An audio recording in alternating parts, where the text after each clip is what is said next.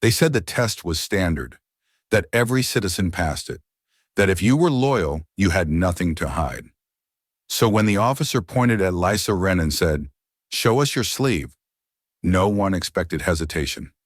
But Lisa didn't move. Around her, the others laughed. One whispered, "Scared of a scanner?"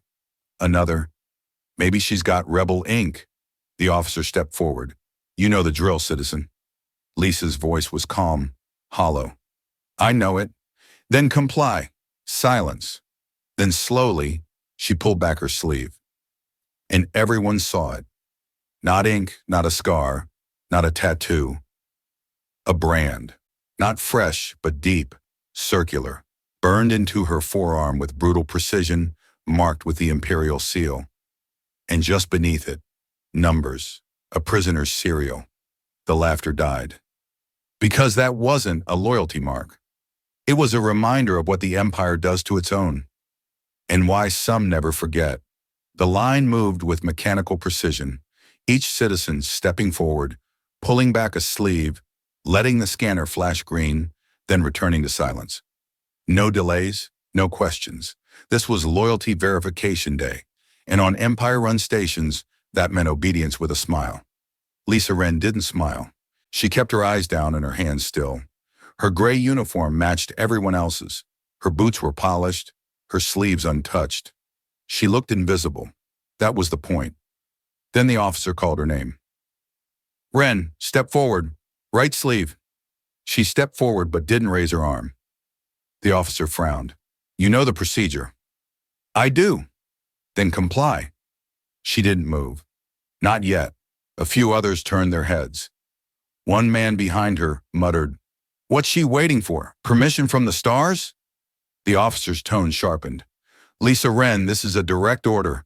Show the scanner your forearm." Her voice was flat but steady. "You'll regret asking." That got attention. He walked around the scanner, squinting at her face like trying to place it. "Is there a problem with your sleeve, citizen?" "Yes," she said. "There's something under it." "Then show it." Lisa took a breath, reached up, and peeled the fabric back. It stuck slightly, as if the material didn't want to let go. Then it slid free. And the room changed. The scanner buzzed, confused. Not red, not green, just blinking, searching. Burned into her forearm, surrounded by scar tissue, was a circular brand. The edges were rough. The mark was unmistakable. The imperial crest. And beneath it, 6 numbers etched deep in black. The officer stepped back. "That's not a loyalty tag." "No," Lisa said. "It's what they give you when loyalty isn't enough." Someone near the back gasped. The scanner chirped again, then glitched. "No profile found." The officer blinked. "That can't be right." Lisa let the sleeve fall. "It is." He opened his datapad, tried a manual sync. Nothing. Error code. Corrupted file. "You're not in the system," he said slowly. "I used to be." Now the others were backing away from her, like proximity might brand them too. No one laughed. No one spoke. Because whatever they thought about loyalty before, Lisa just reminded them what it cost.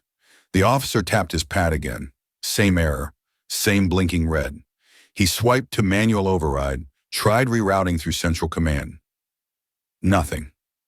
No match for her name. No record of her ID. No history. She wasn't just flagged. She was erased. He looked up, slower this time. "There's no file for you." Lisa didn't flinch. "I know." "That's not possible. Everyone has a file. Even traitors." "I'm not a traitor." "Then what are you?" She didn't answer. Not directly, just looked at the officer's datapad as it flickered again. "The Empire didn't delete me because I betrayed it. They deleted me because they branded me and didn't want to explain why I lived." A murmur rolled through the line. The man behind her, a young worker, barely of age, took half a step back. Another citizen whispered, "What kind of brand was that?" The officer didn't speak. His eyes were still locked on the scanner, which was now rebooting itself, like it didn't want to look at her either. Finally, he said, "You'll need to come with me." Lisa tilted her head. "Where?" Isolation sector. Until this is cleared. You mean until someone decides whether I'm a risk or an embarrassment? He didn't respond to that. Two enforcers approached from the corridor. One was tall, plated in reinforced carbon mesh. The other had a rifle slung casually, but his grip tightened as he saw her. Subject flagged for biometric anomaly, the officer said, handing off his pad. Escort to holding. The rifle-wielding one frowned. You sure that's all she is? She's non-compliant, not hostile. Yet. Lisa watched them. Her voice was colder now. They always send two, one to move you, one to record it in case you scream. The taller one stepped behind her, reaching for her shoulder. Don't, she warned. He paused. This won't be like last time, she said quietly. You won't be able to say you didn't know what I was. The moment hung, thick with tension. Then she raised both hands, wrists open. Not surrendering, showing.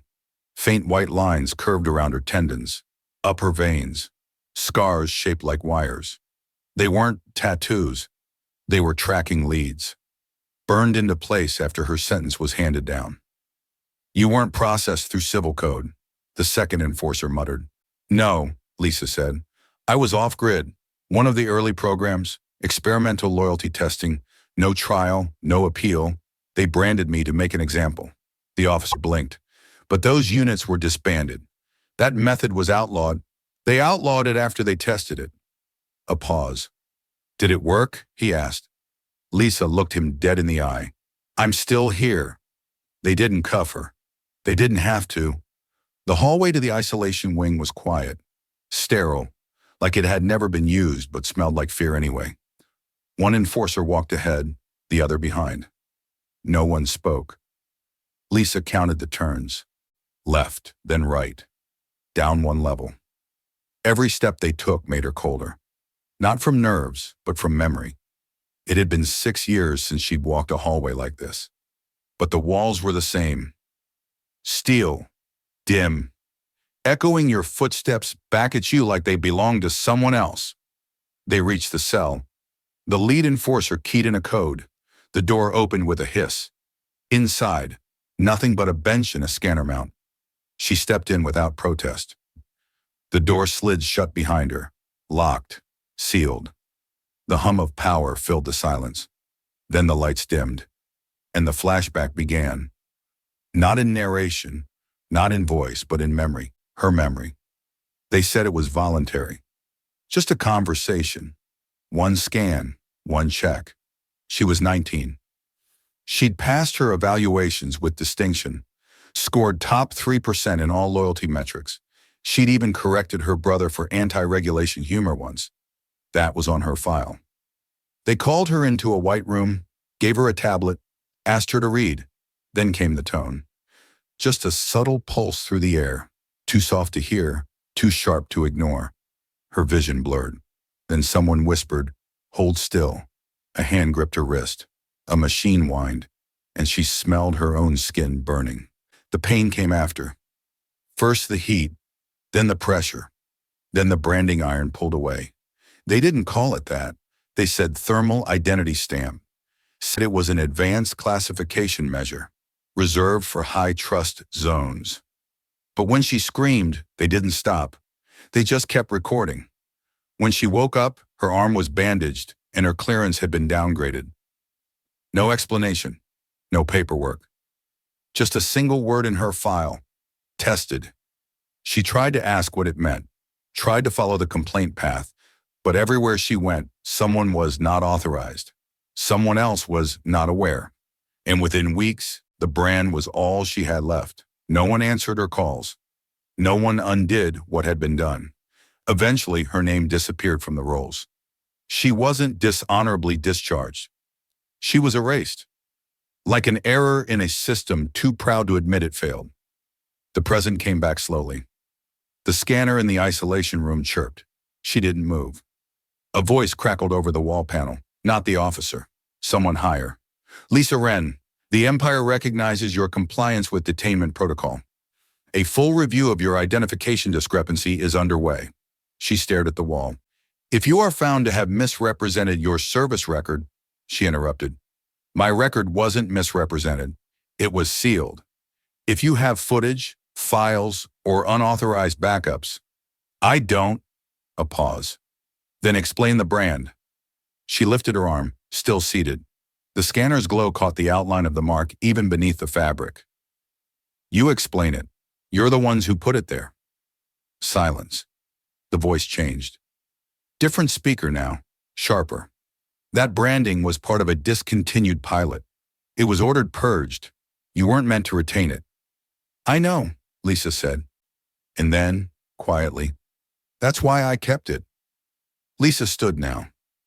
Not because they told her to. Because she could hear something in the silence, the old sound of waiting for someone to decide what you're worth. She wasn't going to wait this time. The scanner chirped again, this time a low tone. It wasn't confused. It was warning the system that someone flagged as terminated was still alive. She faced the wall panel. I know what the brand was for. The speaker clicked. No reply. You thought I'd hide it, that I'd wear long sleeves and lie when they asked. Silence again. But I didn't hide. I kept it clean. Let the scar rise. Made sure every nerve in that arm felt it every time I moved. Then came the voice. Calm. Official. You are in violation of Classification Order 49. Failure to report identity reclassification. Retention of forbidden state insignia. Interference with registry protocols. All punishable by permanent demerit and erasure. Lisa laughed once under her breath. You already erased me. The tone sharpened. You are not authorized to speak during review.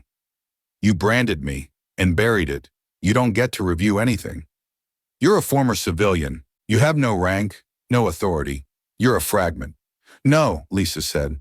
I'm a record, the kind you can't delete twice. The scanner flashed red. Unauthorized signal. Remote override attempted. She reached into her collar and pulled out a thin tag metal, folded, about the size of a key. She pressed it to the scanner. The light turned blue. A new screen appeared behind her, projected into the room. Footage, audio. Her own voice from the chamber where they marked her. Surveillance logs, glimpses of faces, the burn, the scream, the silence that followed. All of it. Live streamed into the Holding Wing's private channel. Then out into the cadet barracks. Then further. The Empire system tried to contain it, but the truth spread faster than suppression. In the hallway outside her room, alarms chirped. Doors sealed. Officers ran past, but none stopped, because stopping meant watching, and watching meant admitting. Back in the room, she watched the projection end. A simple screen lingered. File upload complete, mirrored to 7 sectors. The wall speaker returned. This time the voice was quieter. You'll never be reinstated. I didn't come here to be reinstated. Then why now? Because today, you made me roll my sleeve up. The door to the holding room stayed locked. Lisa didn't try to open it. She just sat back down. Not because she was tired, but because she'd finally done what they always feared most. She remembered. Outside, no one knew what to do. The enforcers in the hallway weren't talking. They weren't moving. One of them still had the stream open on his wrist pad, replaying what the world had just seen.